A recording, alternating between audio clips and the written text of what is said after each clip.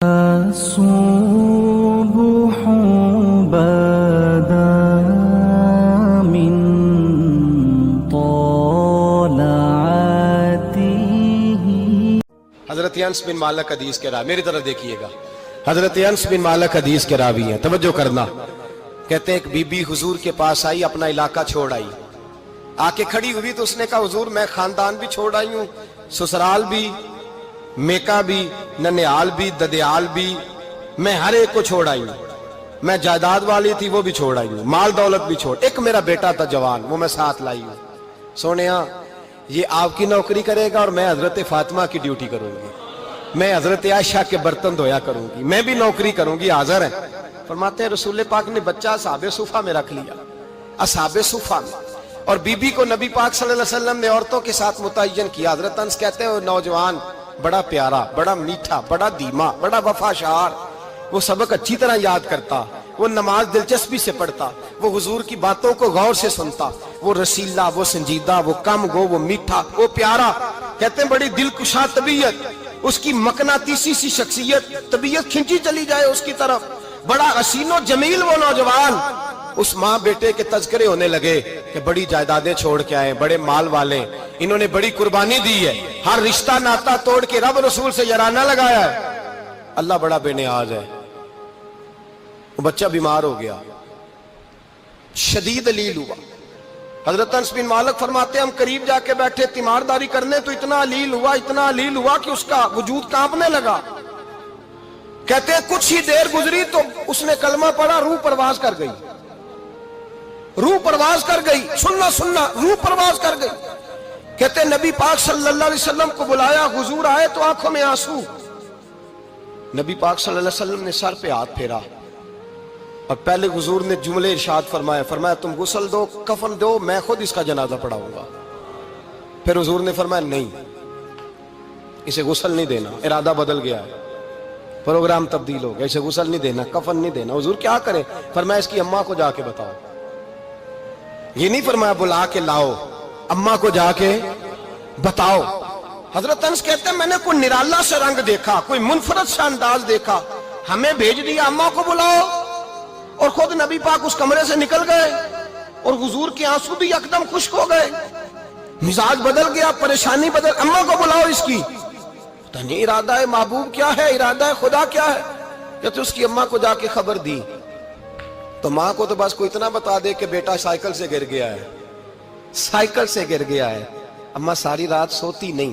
ایک شاعر نے کہا تھا ایک مدت ہوئی میری ماں نہیں سوئی، میں نے ایک رات کہا تھا مجھے ڈر لگتا ہے، ایک رات کہا تھا مجھے ڈر لگتا ہے۔ یہ اپنے اپنے رنگ ہوتے ہیں، اپنا اپنا انداز ہوتا ہے۔ رمضان شریف کا مہینہ آتا تو میری اماں جی کہاں گری کا تیل منگاتی، چیزیں منگاتی، اور پھر زبردستی میں منع کرتا کہ اماں جی نہیں، یہ آپ کیا کر رہی ہیں، میں تو تیل ویسے بھی ذرا کم استعمال کرتا ہوں، تو رگڑ رگڑ کے، اور نہیں کتابیں بڑی موٹی ہیں، فلاں چیز بڑی موٹی، اس کا رنگ تھوڑا نرالا ہے۔ اور یہ جو ماں کا رنگ ہے نا، اس جیسا رنگ دوسرا ملتا بھی کوئی نہیں دنیا میں۔ یہ اپنی مثال آپ ہی ہے۔ اماں کو کہا تیرا بیٹا، اماں ذرا دوڑی، گری، پھر اٹھی، پھر گری، پھر اٹھی، پھر گری، روتی ہوئی آئی۔ کہتے ہیں پیچھے وہ روئی، لیکن جب بیٹے کی میت کے قریب آئی تو اب نہیں روئی۔ کہتے ہیں ہمارے چہروں پہ نظر دے ڈالی اور کہنے لگی تمہارا کلاس فیلو فوت ہو گیا ہے، واقعی چلا گیا ہے؟ کہاں پردہ کر، واقعی کہاں؟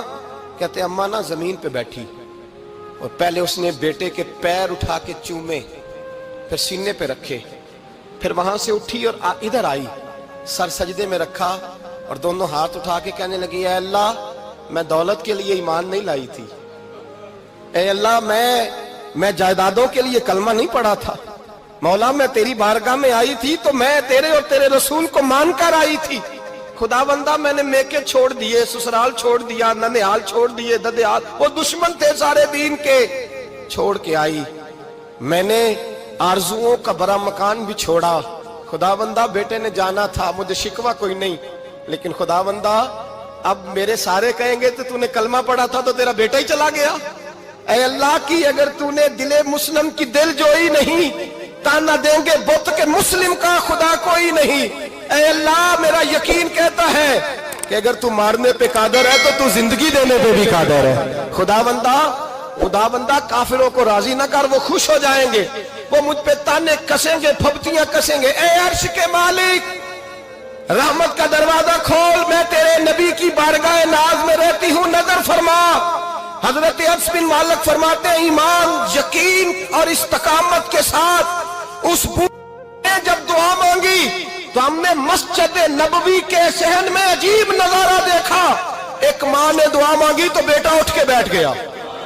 कहते हैं बेटा उठ के बैठ गया, कलमा पढ़ तो वो उठ के बैठा, माँ ने सीने से लगाया और माँ और बेटा नारे लगाने लगे, लोगों सुनो, कुरान भी सच्चा, इस्लाम भी सच्चा, अल्लाह भी सच्चा, ये मस्जिद नबी सच्चों का घर, और सबसे बढ़ के अल्लाह का रसूल सच्चा।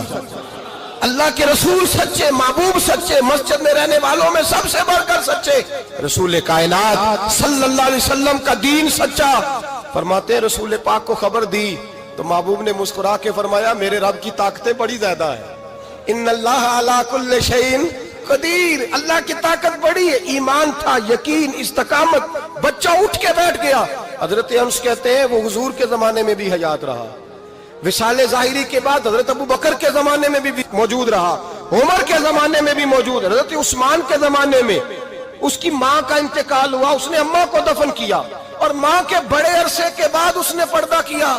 जब हम उसकी तरफ देखते थे ना, देखते उसकी तरफ थे, पर हमें उसकी अम्मा का ईमान याद आ जाता था, हमें यकीन। ओ भाई, कभी तूने रब करीम की बारगाह में सर सजदे में रख के मांगा ही नहीं, तू कभी आया ही नहीं, वरना उसके दरवाजे से कोई खाली जा सकता, सवाल ही नहीं पैदा होता कोई खाली जाए, कोई जाता ही नहीं, वो भेजता ही नहीं, उसका अंदाज ही नहीं, उसका ये करीमाना अंदाज ही नहीं, वो भेजता ही नहीं, वो तो नवाज देता है। ईमान, यकीन, इस्तकामत अपनाइए और ये अपनी जिंदगी में अल्लाह तबारक व तआला के साथ जुड़िए।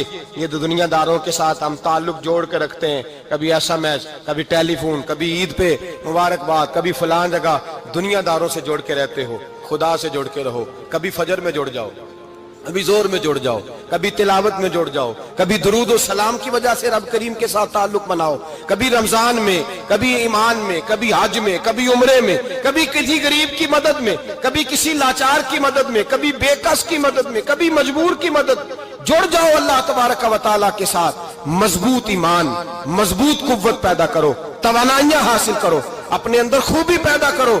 मेरे भाई याद रखें, ईमान मजबूत होता है तो अल्लाह अर्श से मदद नाजिल फरमाता है, और जब ईमान कमजोर होता है तो जो मदद पास होती है वो भी छीन जाती है।